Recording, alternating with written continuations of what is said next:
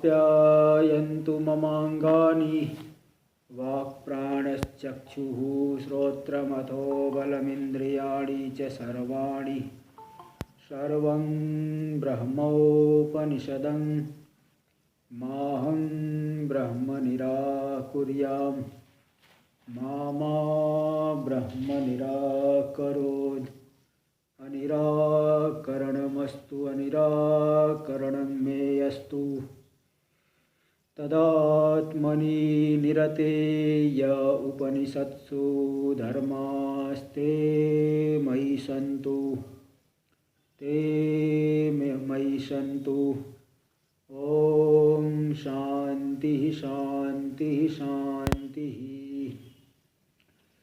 शंकरं शंकराचार्यं केशवं बादरायणं सूत्रभाष्यकृतौ वन्दे भगवन्तौ पुनः पुनः। ईश्वरो गुरुरात्मेति मूर्तिभेदविभागिने व्योमवद्व्याप्तदेहाय दक्षिणामूर्तये नमः।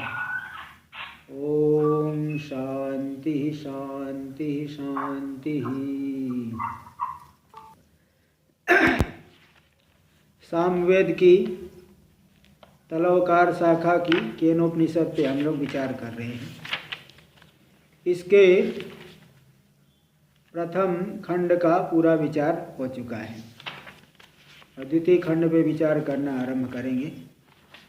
देखिए पेज नंबर 49 वाक्य भाष्य चल रहा है, पद भाष्य तो पहले ही हो चुका है।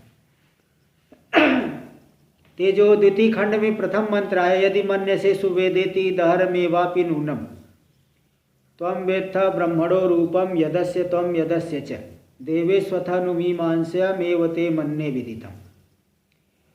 यदि मन्यसे सुवेदेति, यदि तुम मानते हो कि मैंने ब्रह्म को बहुत अच्छी तरह से जान लिया, अच्छी तरह से जानने का मतलब विषय बना के जान लिया, तो दहरमेवापि नूनम, निश्चित रूप से मैं कह सकता हूँ तुमने बहुत थोड़ा ही जाना है। त्वं वेत्थ ब्रह्मणो रूपम, ब्रह्म का जो मेरे द्वारा प्रतिपादित ब्रह्म का रूप तुम बहुत थोड़ा ही जानते हो। यदस्य, जो मेरे द्वारा विवक्षित है, त्वं यदस्य च देवेष्वथ, देवताओं में भी आधिदैविक रूप भी अगर तुम जानते हो वह भी अल्प ही है। इसलिए तुम्हारे लिए ब्रह्म अभी भी मीमांस्यम, विचारणीय है। इस तरह से जब आचार्य ने उनको कहा, तब शिष्य एकांत में जाकर के विचार करके आया और आकर के बोले कि एव ते मन्ये विदितम। अच्छा, मीमांसम एव ते, मीमांसम एव ते, यहाँ तक तुम्हारे लिए विचारणीय है। तो शिष्य एकांत में विचार करके आए, बोले मन्ये विदितम, मैं मानता हूँ कि मैंने ब्रह्म को जान लिया है। तब इस तरह से जोर से बोले हैं।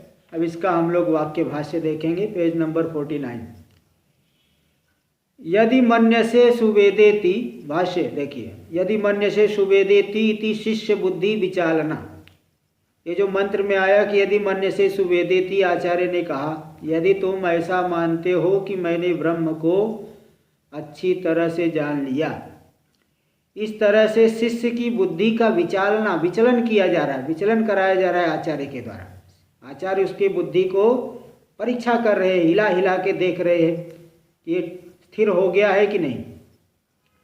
ये जो शिष्य बुद्धि की विचालना है, गृहीत स्थिरतायै, गृहीत तत्व में स्थिरता के लिए, जिस तत्व को, जिस अर्थ का ग्रहण किया, प्रतिपादन किए, उसको ग्रहण किए हैं, उसमें स्थिरता के लिए कि अच्छे से जो है बता देंगे तो उसी में स्थिर हो जाएंगे।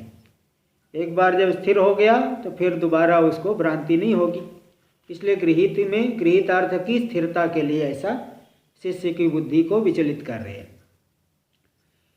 टीका में देखिए, यदि मन्यसे सुवेद इत्यनेन वाक्येन, यदि मन्यसे सुवेद इस वाक्य के द्वारा शिष्य बुद्धि विचालना क्रियते, शिष्य की बुद्धि को विचलित करा रहे आचार्य। किस एक न्याय है, स्थूणा निखनन न्यायन, स्थूणा निखनन न्याय आप लोग जानते ही है। तो किसान लोग जो है कृषि भूमि में पशु को बांधने के लिए जब वो स्थूणा गाड़ते हैं, खूंटा बोलते हैं, स्थूणा संस्कृत में बोलते हैं, उसको हिला हिला के फिर और पीटेंगे और फिर उसमें पत्थर वत्थर डाल करके उसको स्थूणा को एकदम खूंटे को एकदम दृढ़ कर देंगे, जिससे पशु जो है उसको तोड़ के नहीं जा पाएगा, उखाड़ के नहीं जा पाएगा। तो स्थूणा को जैसे बार बार हिला करके और मजबूत किया जाता है, इसी प्रकार शिष्य की बुद्धि को विचलित कर करके और उसमें तत्व में स्थिर कर रहे हैं। तो स्थूणा निखनन न्यायेन गृहीतस्य दार्ढ्यार्थम, गृहीत अर्थ की दृढ़ता के लिए शिष्य की बुद्धि को विचलित करा रहे हैं। ते जो वाक्य आया भाष्य में संग्रह वाक्य है। देखो, एतत् संग्रह वाक्यं विवृणोति, एक ही वाक्य में संक्षेप में बता दी, इसी का थोड़ा विवरण कर रहे हैं, थोड़ा विस्तार से इसको समझा रहे हैं। विदिता विदिताभ्याम इत्यादि ना, भाष्य में देखिए, विदिता विदिताभ्याम निवर्त्य बुद्धिम शिष्यस्य, ब्रह्म को अगर विदित रूप से जाना तो भी ठीक नहीं जाना, क्योंकि जो विदित होता है हमसे भिन्न होता है।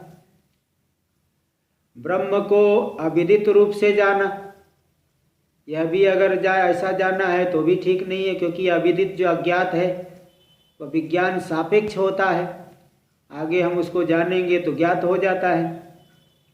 लेकिन आत्मा तो विज्ञान सापेक्ष नहीं, क्योंकि स्वयं विज्ञान स्वरूप है। इसलिए विदित और अविदित दोनों से शिष्य की बुद्धि को हटा करके स्वात्मनि अवस्थाप्य, स्वात्मा में अपने स्वरूप में स्थित करा के, तदेव ब्रह्म त्वं विद्धि इति स्वराज्ये अभिषिच्य, वही उसी को तुम ब्रह्म जानो जो विदित से भी भिन्न है और अविदित से भी भिन्न है। इस तरह से इति स्वराज्ये अभिषिच्य, स्वराज्य निरंकुश स्वातंत्र में, स्वस्मिन् राजते इति स्वराट, जो स्वरूप में ही शोभित हो रहा है, स्वराट तस्य भाव स्वराज्यम, निरंकुश स्वातंत्र वाली अवस्था में पहुंचा दी। इति स्वराज्ये अभिषिच्य उपास्य निषेधेन, इसके बाद अभिषेचन करके उपास्य का निषेध कर दी, जिसकी तुम उपासना करते हो वह ब्रह्म नहीं है। उपास्य का प्रतिषेध है ना, प्रतिषेध करके अथास्य बुद्धिम विचालयति, इसके अनंतर शिष्य की बुद्धि को विचलित करा रहे हैं और भी थोड़ा उसको स्थिर करने के लिए उसको अच्छे से परीक्षा कर ले रहे हैं। यदि मन्यसे सुवेद अहम ब्रह्म इति त्वम, यदि तुम ऐसा मानते हो कि अहम सुवेद ब्रह्म, मैं ब्रह्म को बहुत अच्छी तरह से जान लिया हूँ, हाँ, तो तुम नहीं जानते हो ठीक से। भाई जब तक वासनाएं है व्यक्ति के अंदर, संसार की वासनाएं, तब तक ठीक ढंग से नहीं जान सकता, अथवा कोई विपरीत ग्रहण है ठीक ढंग से नहीं जान सकता। तो इसलिए यहाँ यदि तुम सुवेद है, मैं ब्रह्म को सुवेद रूप से जानता हूँ, ऐसा मानते हो तो तुम ततो अल्पम एव ब्रह्मणो रूपम वेत्थ, ब्रह्म के अल्प परिच्छिन्न रूप को ही तुम जान पाए हो, वास्तविक स्वरूप को नहीं जान पाए हो। वेत्थ त्वमिति नूनम निश्चितम मन्यते इति आचार्य, ये निश्चित बात है, ऐसा आचार्य मानते हैं। तुम ब्रह्म के उस रूप को ठीक नहीं जान पाए, अल्प रूप को, परिच्छिन्न रूप को ही जान पाए हो, ऐसा आचार्य निश्चित रूप से मानते हैं। टीका में देख लीजिए, अल्पमेव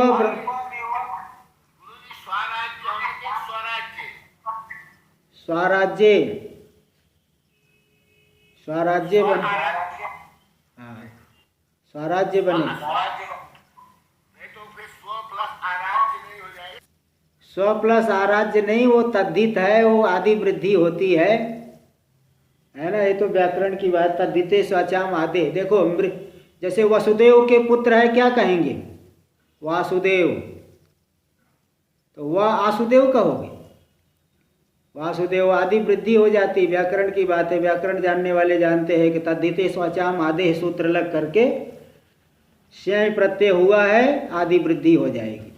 वसुदेवस्य अपत्यमिति वासुदेवः, वसुदेव के पुत्र को वासुदेव कहेंगे। मृकंडू के पुत्र को मारकंडे, मारकंड, देखो मृकंडू मारकंडेय ऐसे बन जाएगा। मथुरा में होने वाले को माथुरः, मथुरा माथुरः, देखो इस तरह से बन जाता है। तो स्वराज्य ठीक है, स्वस्मिन् राजते इति स्वराट तस्य भावः स्वराज्यम, हाँ, तो इसलिए आदि वृद्धि हो जाती है। आगे देखिए टीका में, अल्पमेव ब्रह्मणो रूपम नूनम त्वम वेत्थ, नूने की जगह नूनम नई पुस्तक में ठीक होगा। तो तुम जो ब्रह्म का निश्चित रूप से अल्प रूप को ही जानते हो, त्वम वेत्थ इति को मन्यते, ये जो कह रहे हैं कि तुम ब्रह्म के परिच्छिन्न रूप को ही जानते, ऐसा कौन मानता है। इत्याकांक्षा, हम ऐसी आकांक्षा होने बता दी कि आचार्य ऐसा मानते हैं, हाँ, कि वह जो शिष्य है ब्रह्म के परिच्छिन्न रूप को ही जानता है, ठीक रूप को नहीं जान पाता। देखो टीका में इसका अन्वय अच्छा है, याद है, हाँ, आगे आएगा। आगे भाष्य में देखिए, सा पुनर्विचालना किमर्था, ये जो शिष्य की बुद्धि का विचालन कर रहे, किस लिए विचालन कर रहे, इति उच्यते, इस बात को बता रहे हैं। पूर्व गृहीते वस्तुनि बुद्धे स्थिरतायै, पूर्व में जो आचार्य ने उपदेश किया उस तत्व को ग्रहण, वस्तु को ग्रहण किया, तत्व को ग्रहण किया शिष्य ने, उसी वस्तु में, उसी तत्व में बुद्धि को स्थिर करने के लिए। कई बार जो है पूछ करके स्थिर कर देंगे, नहीं थोड़ा सा भी जान गया, बाद में कहीं जैसे एक मत को सुना तब से दूसरे मत को सुनने लग गया, तो व्यक्ति जो है उसकी बुद्धि वहाँ उसको सही मानने लगेगा। तीसरी जगह पहुँचे तो तीसरी की बात को सही मानने लगेगा। इसलिए अच्छी तरह से इस शास्त्र की बात को श्रवण करना पड़ता है, समझना पड़ता है। कई बार, एक बार हम लोग ट्रेन में यात्रा कर रहे थे, एक कबीरपंथी महात्मा है, वो लोग अपना ही अलग ही उनका वो हुआ था, इस श्लोक में ऐसे हुआ है, उस श्लोक में उनका अपना ही जो है वो कुछ ग्रंथ में लिख के रखे। अब इतना जो है बोल, जो वो तेजी से चिल्ला चिल्ला के बोल रहा है, अब कौन उससे झगड़ा करे। तो इसलिए अब लोग जो है भ्रांत हो जाते हैं, उनकी बातों को सुन करके कुछ भी कहीं का कहीं मानने लगेंगे। तो भाई शास्त्र के आधार पे बोले तो सही लगता है, कोई कुछ भी कल्पना करके बोल दे तो वो ठीक नहीं लगता। तो यहाँ पे इसीलिए बुद्धि की स्थिरता के लिए, पूर्व गृहीत वस्तु में ही बुद्धि की स्थिरता के लिए विचालना किया जा रहा है। देवेश्वपी हाँ जी राजीव, हाँ जी बोलिए। पूर्व गृहीत जो है, हाँ पूर्व गृहीत मतलब तो पहले अध्याय में कहा गया है सूत्र से सूत्र, हाँ वो जो पूर्व में बताया ना, तो पूर्व गृहीत जो वस्तु है उसी में दृढ़ता के लिए। हाँ पहले अध्याय के आप लोग, मतलब हाँ जी, पहले अध्याय के आप लोग, हाँ पहले अध्याय में जो आ गया ना उसी बात को। हाँ ठीक है। हाँ चलिए देखिए आगे। देवेश्वती अपि सुवेदाहम इति मन्यते, यह देवताओं में भी मैं ब्रह्म को जान लिया हूँ, सुवेद अच्छी तरह से जान लिया हूँ, इस तरह से विषय बना करके मैंने जान लिया, ऐसा जो मानता है। सोपी, वह भी ठीक नहीं जानता। सोप्यस्य ब्रह्मणो रूपम दहरम एवं वेत्ति नूनम, वह भी इस ब्रह्म के रूप को अल्प परिच्छिन्न रूप को ही जानता है। बात निश्चित, निश्चितम है, नूनम निश्चितम, ये निश्चित है, वो कोई जो है वास्तविक स्वरूप को नहीं जानता। टीका में देखिए अन्वय करके दिखा रहे। यादृशम अस्य ब्रह्मणो रूपम त्वम अमंस्थास, जिस प्रकार के रूप को जिस प्रकार का रूप तुम ब्रह्म का मानते हो, तुम अमंस्था तुम मानते हो, तादृशम देवेश अपि यो मन्यते, उस प्रकार का परिच्छिन्न रूप देवताओं में भी जो मानता है, अधिदेव में भी जो मानता है, सोपि दहरम एवं नूनम मन्यते, वह भी अल्प ही निश्चित रूप से मानता है, परिच्छिन्न रूप को ही जानता है, वास्तविक स्वरूप को नहीं जानता। इति योजना, इस तरह से अन्वय कर लेना।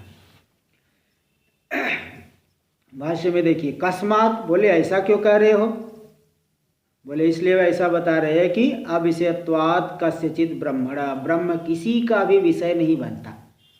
तुम विषय सुवेद अच्छी तरह से जानता हो, विषय बना करके आप जानने की बात कर रहे हो ना, इसलिए ठीक नहीं जानते। अथवा अल्पमेव अस्य आध्यात्मिकम मनुष्येषु देवेषु च आदिदैविकम अस्य ब्रह्मणो यद रूपम तदिति संबंध। अथवा अल्पमेव, आध्यात्मिकम जो मनुष्यों में आध्यात्मिक रूप है, और देवताओं में आदिदैविक जो ब्रह्म का रूप है, यद रूपम तद, वह भी तुम परिच्छिन्न ही मानते हो, ठीक नहीं मानते, जो मानते हो दहर अल्प ही मानते हो। इति संबंध, इस तरह से संबंध। अच्छा, इसी पंक्ति का अर्थ टीका में दिए थे। इस पंक्ति का अर्थ यद रूपम, तो इसी का हमने पंक्ति पढ़ दिया है। वो आगे देखिए, टीका में देखिए आगे। अथ नु इति हेतुर्मीमांसाया, देखिए आया है मंत्र में, अथ नु देवे सथ नु मीमांस्यम एवते मन्ने विदितम, पेज नंबर 48 पे जो मंत्र है। अथ देवे सथ नु, अथ नु ये जो आया ना, अथ नु इति हेतुर्मीमांसाया, ये हेतु है, मीमांसा अर्थ में हेतु दिखा रहे। क्यों जो है, क्योंकि वास्तविकता ऐसी है, तुम ठीक नहीं जान पाए हो, इसलिए तुम्हारे लिए विचार करना पड़ेगा। हेतु अर्थ में दे रहे कि मीमांसा का हेतु, क्योंकि तुम ठीक नहीं जान पाए हो। इति संग्रह वाक्यम विवृणोति, ये संग्रह वाक्य है, उसका विवरण कर रहे हैं। देखो, अच्छा, भाष्य में एक पंक्ति है, अथनु इति हेतुर्मीमांसाया, अथनु शब्द के द्वारा मीमांसा में हेतु को दिखाया गया है, ये संग्रह वाक्य है, इसका विवरण कर रहे हैं यस्माद इत्यादि ना। आगे भाष्य में, यस्माद दहरमेव सुविदितम ब्रह्मणो रूपम अन्य देव तद्विदितादिति उक्तत्वात्, क्योंकि जो ब्रह्म का सुविदित रूप है, विषय बना करके जाना गया रूप है, वो दहर अल्प है, परिच्छिन्न है। क्योंकि ब्रह्म का रूप तो हमने बता दिया कि वह विदित से भी भिन्न है, अविदित से भी भिन्न है। अन्य देव तद्विदितात्, वह विदित से भिन्न है, ऐसा हमने पहले बता दिया है। इति उक्तत्वात्, ऐसा हमारे द्वारा कहा जा चुका है। और सुवेद इति च मन्यसे, लेकिन तुम कैसा मानते हो, ब्रह्म को सुवेद, मैं अच्छी तरह से जानता हूँ, विदित हो गया, ऐसा मानते हो। अतो अल्पमेव वेत्थ त्वं ब्रह्मणो रूपम, इसलिए तुम ब्रह्म का रूप अल्प परिच्छिन्न रूप को ही जान पाए हो। यस्मात्, क्योंकि ऐसी बात है, इसलिए अथनु यानी तस्माद, इसीलिए मीमांस्यमेव अद्यापि ते तव ब्रह्म, तुम्हारे लिए ब्रह्म अभी भी विचारणी ही है, क्योंकि तुम ठीक ढंग से नहीं जान पाए हो। तो विचार्यमेव यावद विदिता विदित प्रतिषेधार्था गमानुभव इत्यर्थ है। तो जब तक उस वाक्य के ठीक ठीक अर्थ को नहीं जान लेते, कौन से वाक्य को, अन्य देव तद विदिताद अथो अविदिताद अधि, वह विदित से भी भिन्न है, अविदित से भी भिन्न है। वो जो वाक्य आया है पेज वो मंत्र नंबर 3 में आ चुका है, प्रथम खंड में, वो आप लोग देख सकते हैं। पेज नंबर यहाँ 28 पे आया था। अन्य देव तद विदिताद अथो अविदिताद अधि मंत्र ये जो है, वो आगम वाक्य जो दिए हैं। तो जब तक उस विदित और अविदित के प्रतिषेध का करके जो बताया गया, तो प्रतिषेध आगमार्थ का अनुभव जब तक न हो जाए, विदित अविदित प्रतिषेध आगम अर्थ का अनुभव जब तक न हो जाए, तब तक तुम्हारे लिए ब्रह्म विचारणी ही है, विचार ही करना पड़ेगा तब तक। देखिए आगे, हाँ ये हो गया टीका में, नहीं सम्यक, हाँ। अच्छा, आगे एक पंक्ति रह गई, आगे देखिए एक पंक्ति भाष्य में, मन्ये विदितमिति शिष्यस्य मीमांसानंतरोक्ति प्रत्ययत्रय संगते। इसके बाद शिष्य चले गए, एकांत में विचार करके आए, और विचार करके मीमांसा करके आए, तो क्या बोले, मन्ये विदितम। ऐसे पहले भी तो ओमकारेश्वर के महाराज जी बताया करते थे कि पहले एक विज्ञानानंद करके टिहरी के राजा के गुरु थे। टिहरी के राजा ने उनके लिए कई जो है कुटिया बनवा दी थी। सब महात्मा लोग उनके पास में रहते, सन्निधि में रहते थे, तो उनको जो है पढ़ा देते थे।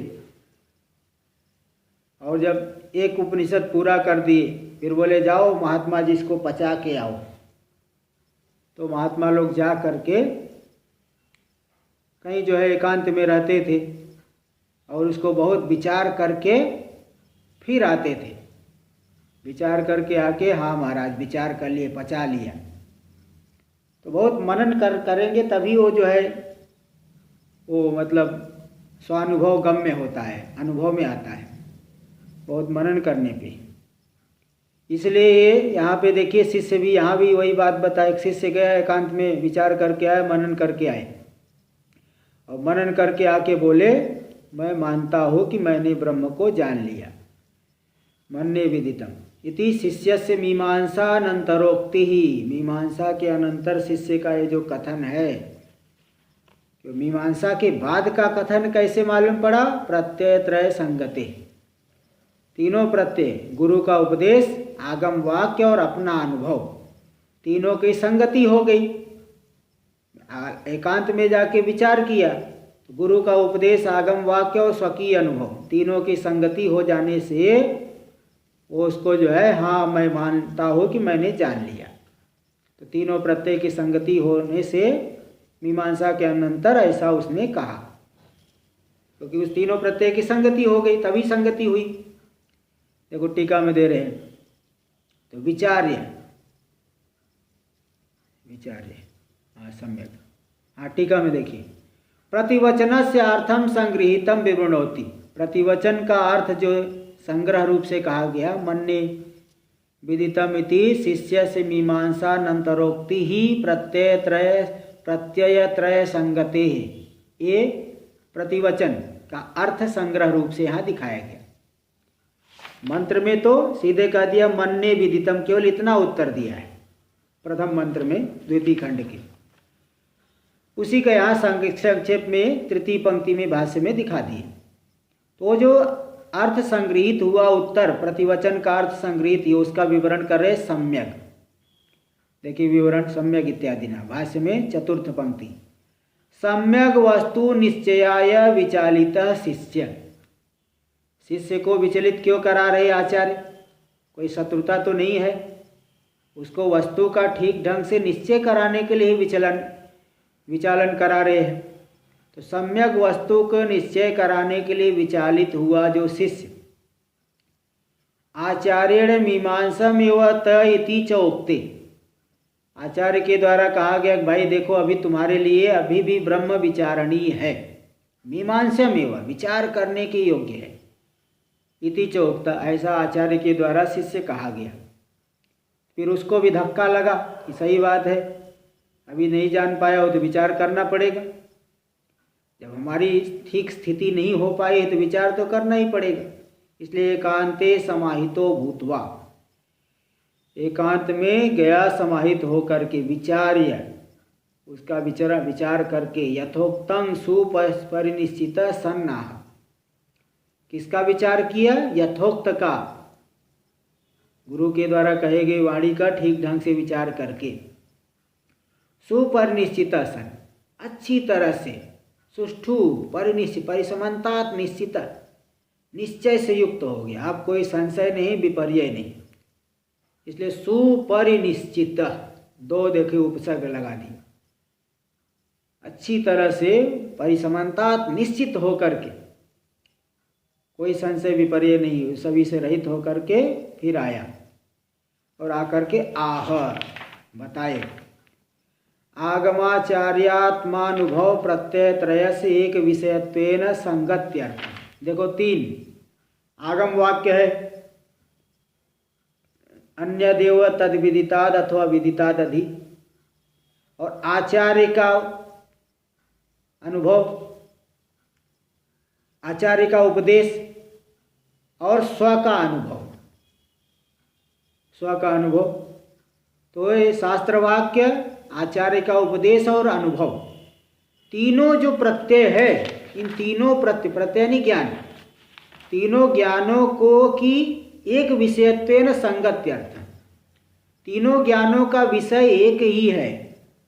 जैसा ये अनुभव कैसे हो? हाँ जी, ये अनुभव कैसे हो?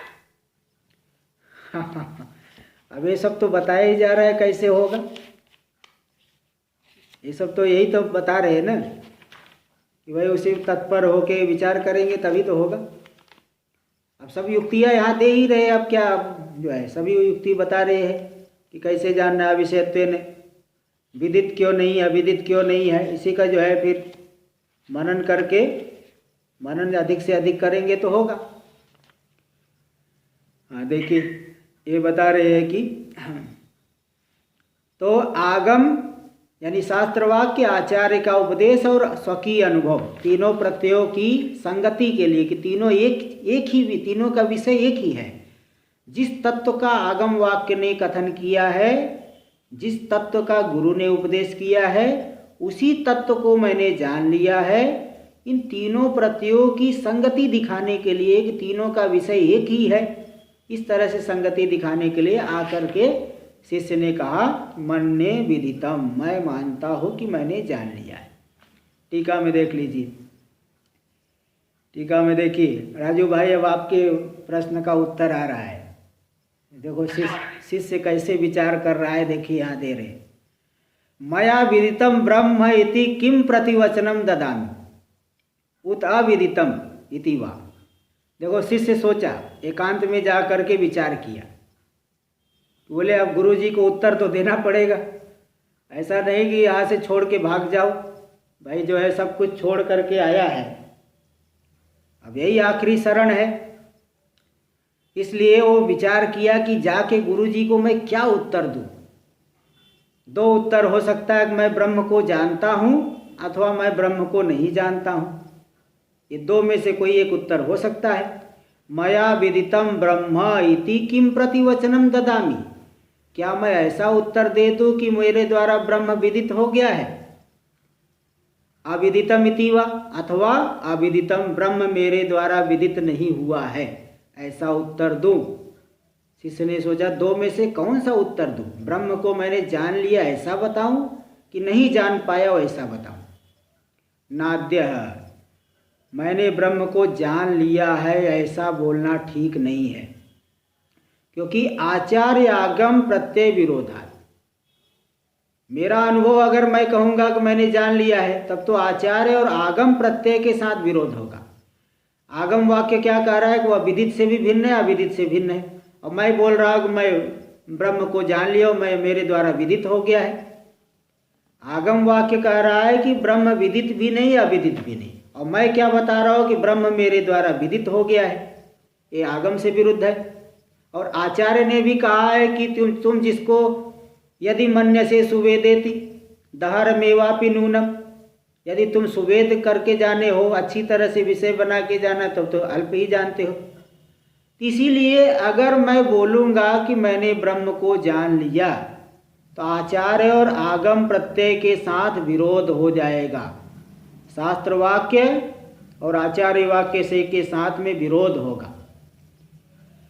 हाँ, और दूसरे एक हेतु, और दूसरी बात वेदन विषयतया च घटवद अब्रह्मत्व प्रसंगात। मैं जब कहूँगा कि ब्रह्म मेरे द्वारा विदित हो गया, विदित का मतलब ज्ञान का विषय बन गया, तो जैसे सामने घट रखा है, आपको ज्ञान का विषय बनता है, कुर्सी रखी है ज्ञान की विषय बन गई, सामने पुस्तक है वो ज्ञान का विषय बन रहा है। ये जो भी ज्ञान के विषय बन रहे सब जड़ है। तो ब्रह्म भी अगर ज्ञान का विषय होगा तो घटवद अब्रह्मत्व प्रसंगात, घट के समान वह अब्रह्म हो जाएगा, जड़ हो जाएगा।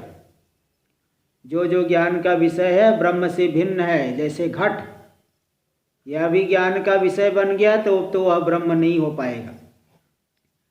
और तीसरा हेतु वेदित्रित्वेन मम विकारित्वा पाताच्च, मैंने ब्रह्म को जान लिया, मतलब मैं ज्ञान का कर्ता हो गया।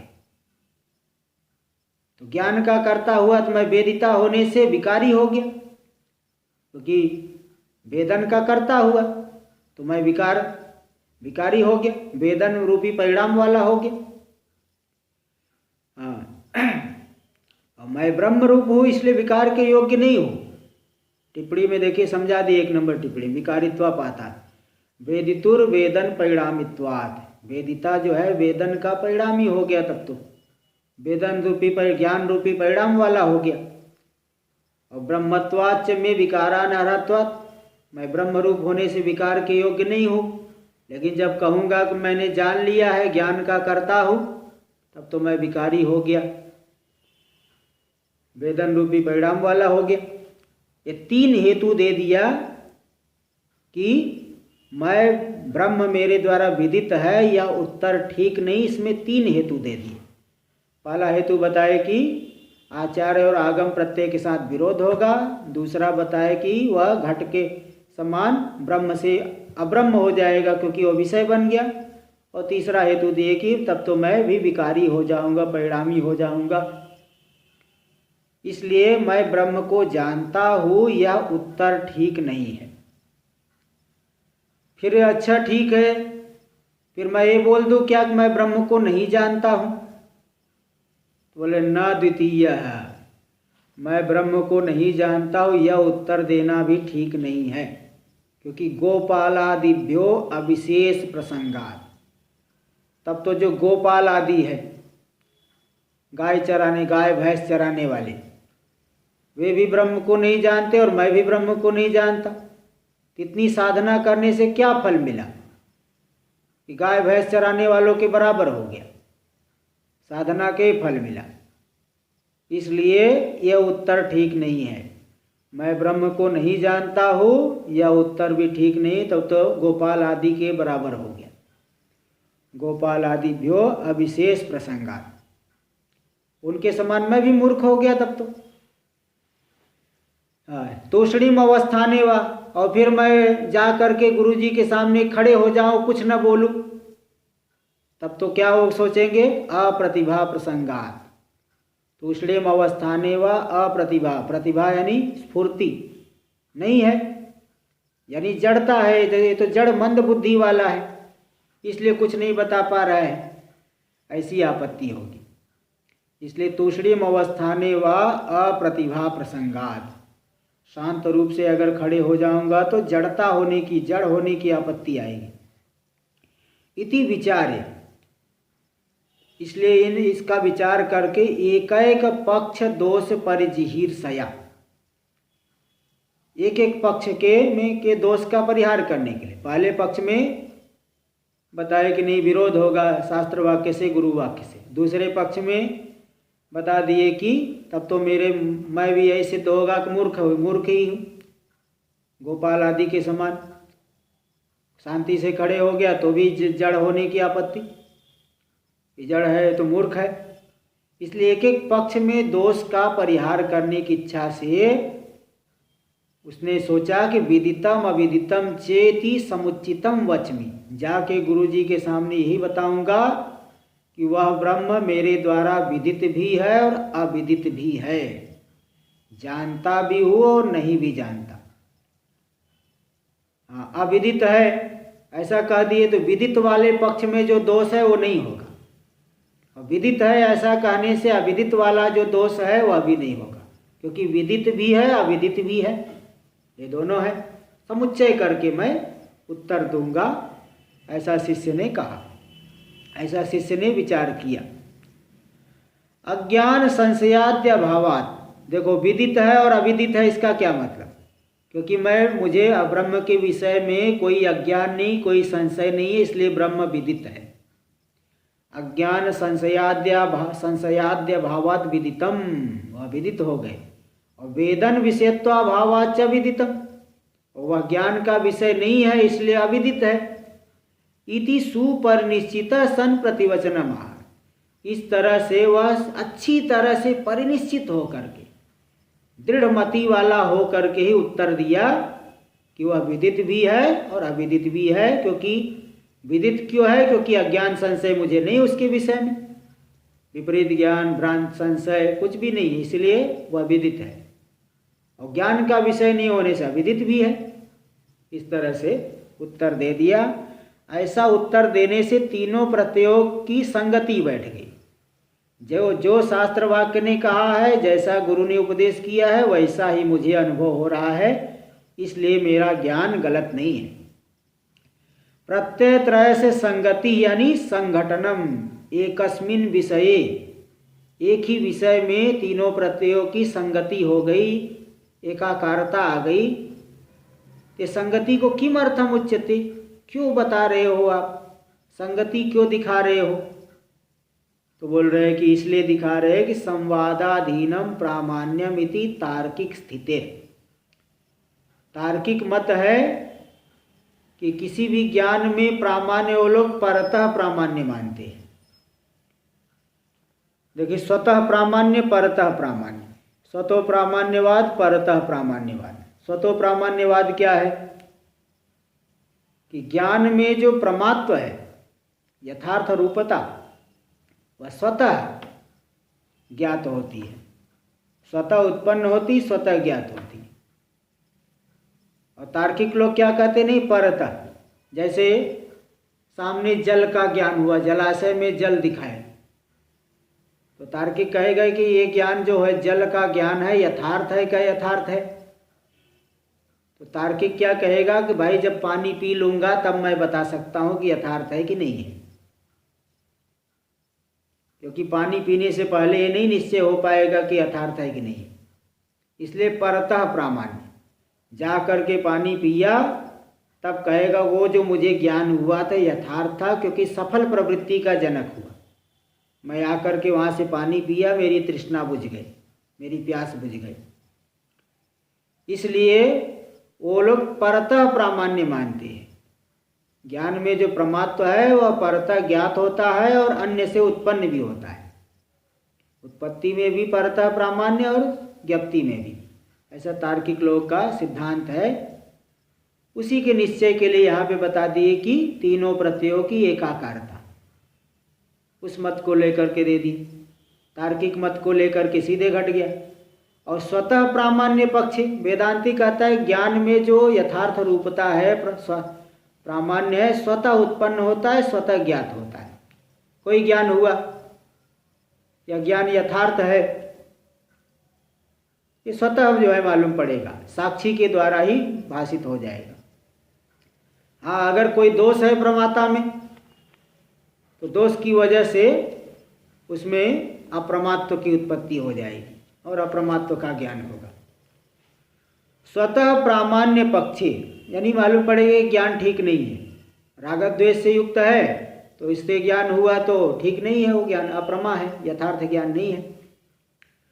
स्वतः प्रामाण्य पक्षे तो आगमार्थे प्रत्यांतर संवादस तात्पर्य द्योतका। जो स्वतः प्रामाण्य मानते ज्ञान में, तो तीन तीन ज्ञान की क्या आवश्यकता है? तो आप बोले कि आगम के अर्थ में प्रत्यांतर का संवाद, अन्य प्रत्यय की सम्मति क्यों दिखाई जा रही है? तात्पर्य के द्योतक रूप से, वह तात्पर्य का द्योतक है।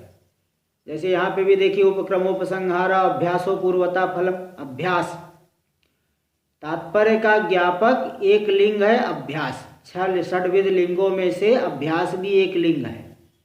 बारंबार जिस वस्तु का कथन हो उसी में शास्त्र का तात्पर्य होता है।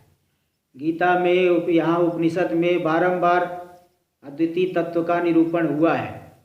इसलिए अभ्यास से सिद्ध हो रहा है कि अद्वितीय तत्व में ही तात्पर्य है।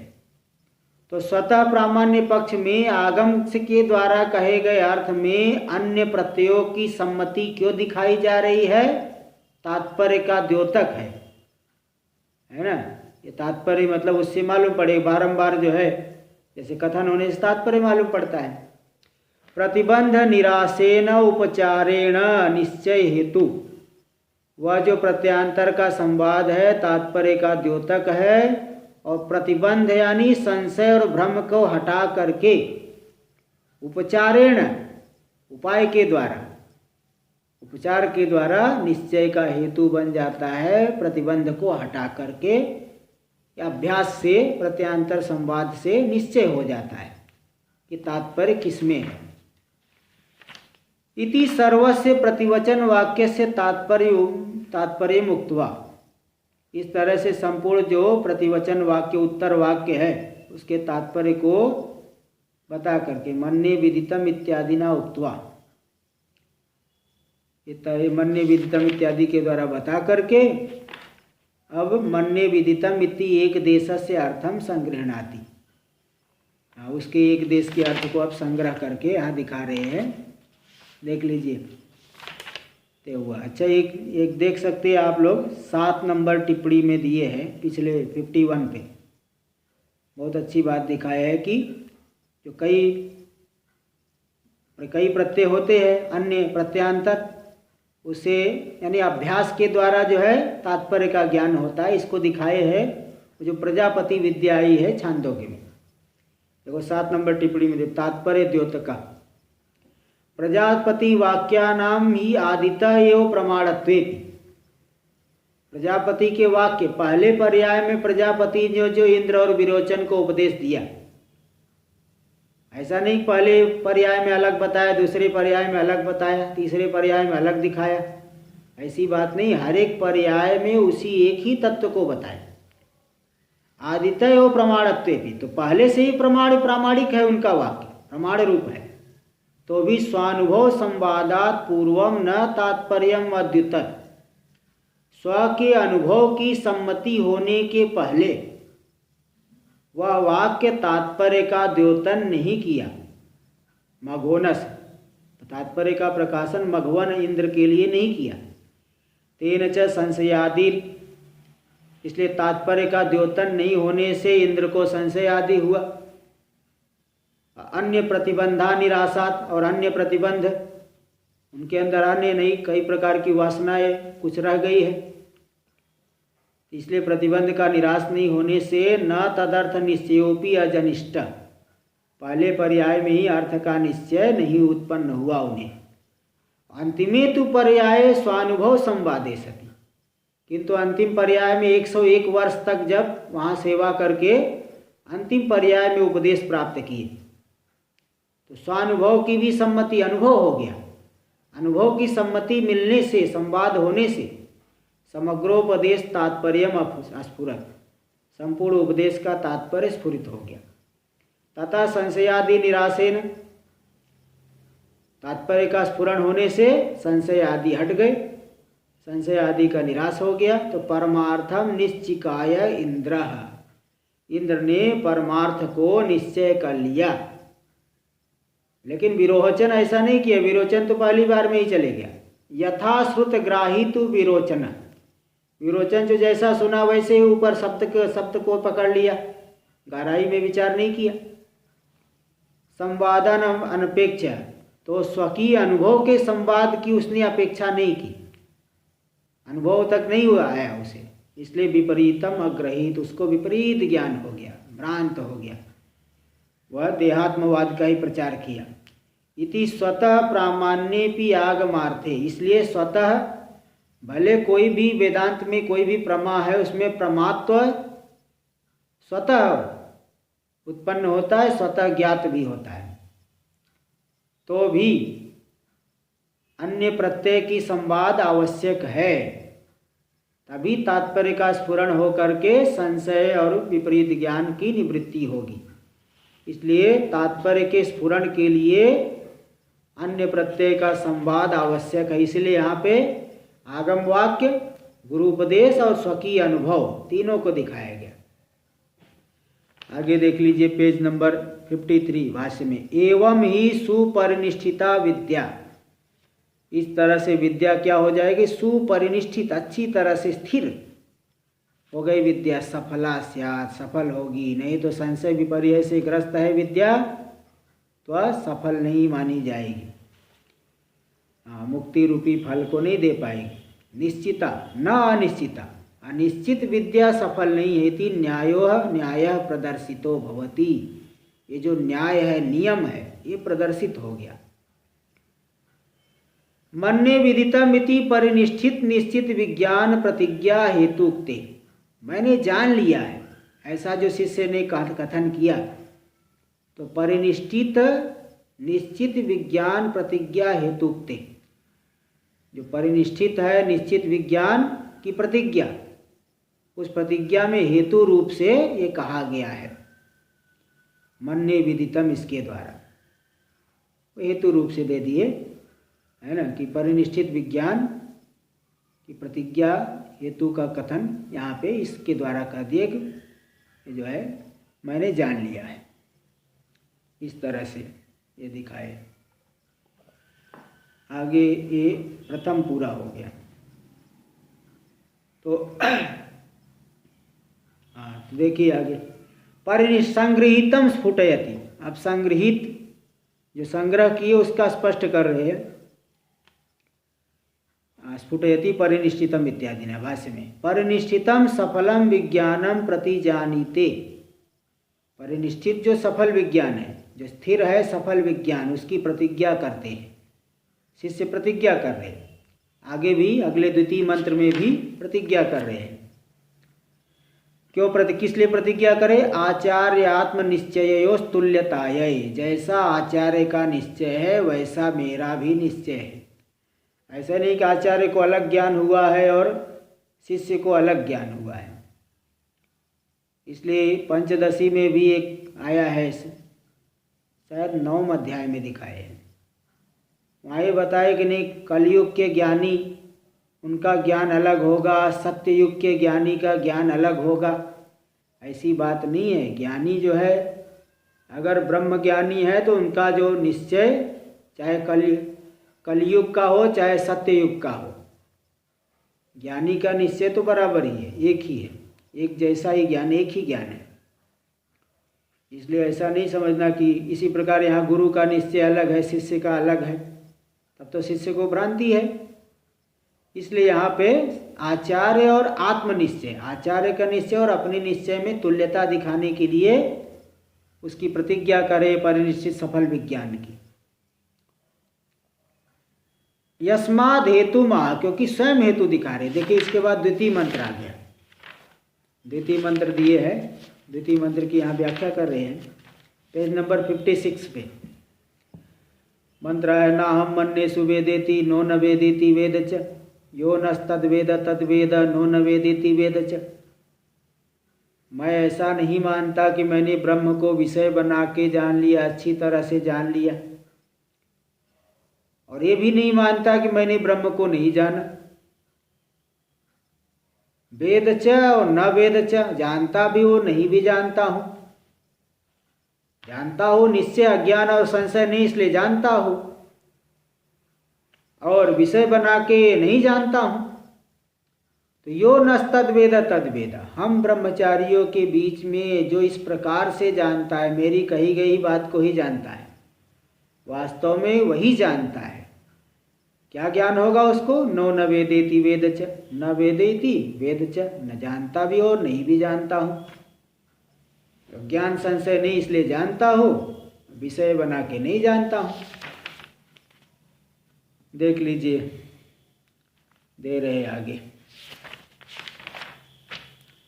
हाँ, भाष्य में उसी दूसरे 53 पेज पे उसी दूसरे मंत्र वाले भाष्य में प्रथम पंक्ति ही चल रही। यस्माद् हेतु माह, यस्माद् हेतु माह नाहम मन्ये सुवेदेति, क्योंकि स्वयं देखो यहाँ पे जो प्रतिज्ञा किया, आचार्य का निश्चय और मेरा निश्चय दोनों में तुल्यता है, दोनों समान ही है।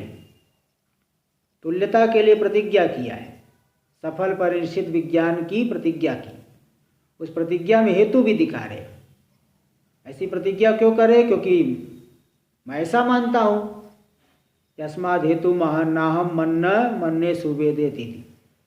अच्छा, नाह मन्ये यहाँ जो है पाठांतर, जो पद भाष्य में नाहम मन्ये सुवेदेति को लेकर के व्याख्या किए, और वाक्य भाष्य में नाह मन्ये सुवेदेति, इस तरह से अहम की जगह अह अव्यय लेकर के वाक्य भाष्य में भगवान भाष्यकार व्याख्या कर रहे हैं, क्योंकि पाठांतर पहले से ही मिलता है। इसलिए एक पक्ष में पदभाष्य में नाहम करके लेकर व्याख्या किया, और वाक्य भाष्य में नाह अनुस्वार नहीं है, नाह मन्ये सुवेदेति। अह इति अवधारणार्थो निपातो। अह ये जो नाह, अह का अर्थ एव, निश्चय के, नैव मन्ये, अवधारण अर्थ में, निश्चय अर्थ में निपात हो गया। नैव मन्ये इत्येतत्, मैं बिल्कुल नहीं मानता कि मैंने ब्रह्म को मैं नहीं जानता, ऐसा नहीं मानता, और जानता हूँ ये भी नहीं मानता। इत्येतत् यावद परिनिष्ठितम विज्ञानम तावत् सुवेद। जब तक मेरा ज्ञान परिनिष्ठित नहीं हुआ था, स्थिर नहीं हुआ था, यथार्थ ज्ञान जब तक नहीं हुआ था, तब तक मैं क्या मानता था? सुवेद ब्रह्म, मैं ब्रह्म को बहुत अच्छी तरह से जानता हूँ। सुष्ठु वेद, अच्छी तरह से मैं ब्रह्म को जानता हूँ, ऐसी मेरी बुद्धि थी। इति विपरीतो मम निश्चय आसीत, ऐसा मेरा विपरीत निश्चय था जब तक मेरा विज्ञान सुपरिनिष्ठित नहीं था। सोपजगाम, अब वो, लेकिन वो जो मेरा विपरीत ज्ञान था वो हट गया। अपजगाम, हट गया, अपगत हो गया। क्यों? भवद्भिर विचालित से, आपके द्वारा विचलित कराया गया। मैं आपके द्वारा विचलित कराए जा करके वह मेरा विपरीत ज्ञान हट गया। यथोक्तार्थ मीमांसा फलभूता स्वात्म ब्रह्मत्व निश्चय रूपा सम्यक प्रत्ययाद विरुद्धत्वात्। तो वो मेरा विपरीत ज्ञान क्यों हट गया आपके द्वारा विचलित होने पर? क्योंकि यथोक्तार्थ मीमांसा फलभूता, जैसा आपने उपदेश किया था उसी अर्थ की मीमांसा मैंने किया, विचार किया, तो विचार के फल रूप से वह मेरा विपरीत ज्ञान हट गया।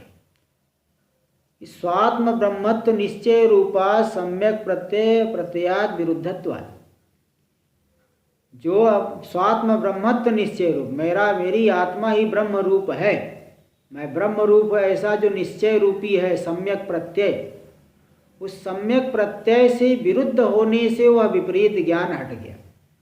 जैसे अगर दीपक जला दोगे अंधेरे कमरे में तो अंधेरा भागेगा, क्योंकि प्रकाश और अंधकार का विरोध है।